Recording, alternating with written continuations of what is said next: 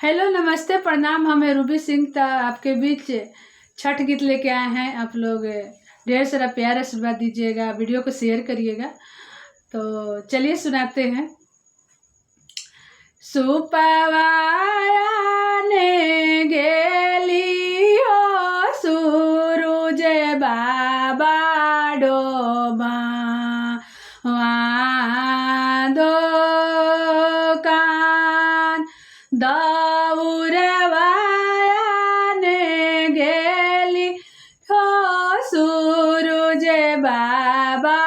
डोमा दो कान डोमावा के पुतावा हो सूरज बाबा बोले झनाय डोमावा के पुतावा हो आदित्य बाबा बोले झनाय होते चला होते गे बांझी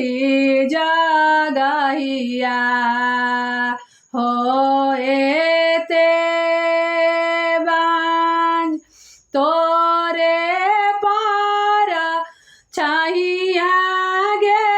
बांझी हमर बेटिया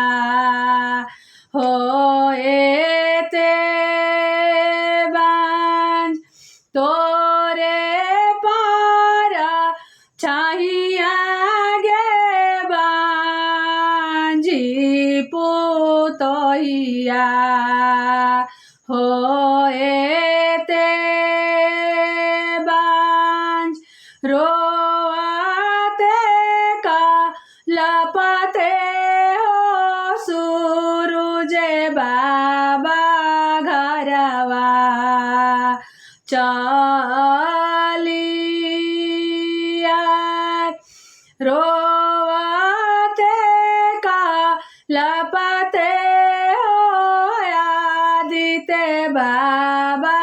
घरवा चलिया कहीं ना पुराए आदित्य बाबा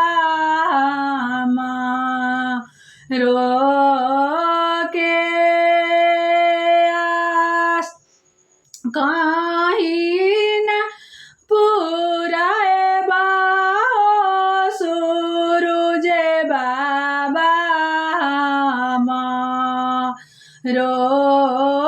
के आस सास मोरा मारथिन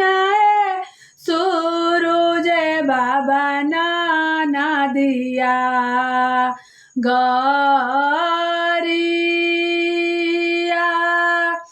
गोतिनी बाइरिनिया हो सूरज बाबा बांझिनिया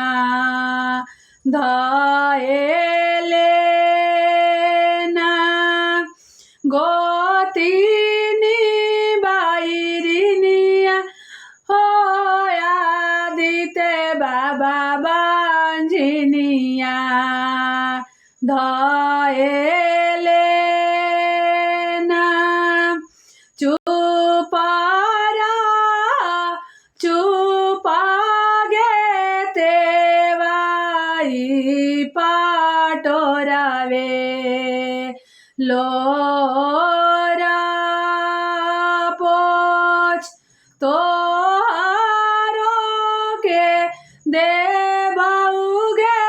तेवाई गाजाधर आई सानपुत सास मोरे दुलार ताव गे तेवाई ना दिया तोरा दू गोतीनी बाईरिनिया गेते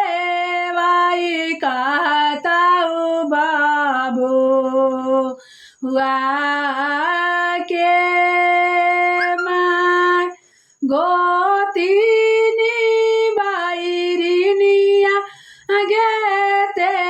वाई कहताऊ बाबू हुआ